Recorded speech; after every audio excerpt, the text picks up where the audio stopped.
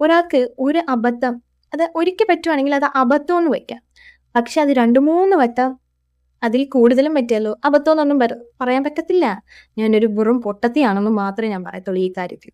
സംഭവം എന്താണെന്ന് വെച്ചാൽ ഞാനിപ്പോൾ ഏതെങ്കിലും എക്സാംസിന് പോകുമ്പോഴോ അല്ലെങ്കിൽ എന്തെങ്കിലും ഇന്റർവ്യൂവിന് പോകുമ്പോഴോ എവിടെയെങ്കിലുമൊക്കെ പോകുമ്പോൾ ഇപ്പം ഞാൻ ആരോടെങ്കിലുമൊക്കെ മിണ്ടും, സംസാരിക്കും, നല്ല കമ്പനിയാവും, നല്ലപോലെ സംസാരിക്കുക, എല്ലാ കാര്യങ്ങളും ചോദിക്കുകയില്ല. ഓക്കെ, എവിടെയാണ് പഠിച്ചത്, ഏത് സബ്ജക്റ്റാണ് എടുത്തത്, അല്ലെങ്കിൽ എവിടെയാണ് സ്ഥലം, ഇതെല്ലാം ചോദിക്കും. പക്ഷേ വേറെ ഒരു കാര്യം മാത്രം ചോദിക്കാൻ മറക്കും.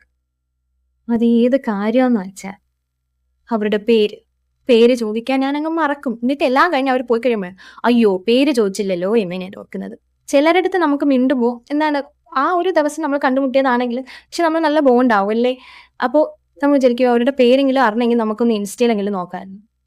എവിടെ നിന്ന് ഇൻസ്റ്റയിൽ നോക്കി കിട്ടത്തൊന്നും ഇല്ല, ഒരേ പേരിലുള്ള ഒരുപാട് പേര് കാണും. എങ്കിലും ഇന്നാ കുറച്ച് പേര് ഇങ്ങോട്ട് പേര് ചോദിക്കും, ബാക്കി മിക്കുള്ളവരും എന്നെ പോലെ അവരും പേര് ചോദിക്കത്തില്ല, ഇങ്ങനെ കാര്യങ്ങൾ പറയത്തേ ഉള്ളൂ.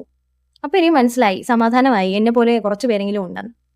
എന്താണ് ഈ പേര് മാത്രം ചോദിക്കാത്തതിന്റെ ഉള്ള ഒരു സീക്രട്ട് എന്ന് എനിക്കറിയത്തില്ല. ഇനി എന്റെ മറവി രോഗം കാരണമാണോ, ഞാൻ പൊട്ടത്തി ആയതുകൊണ്ടാണോ, ഒന്നും എനിക്കറിയത്തില്ല. നിങ്ങൾക്കും അങ്ങനെയാണോ ഗേസ്?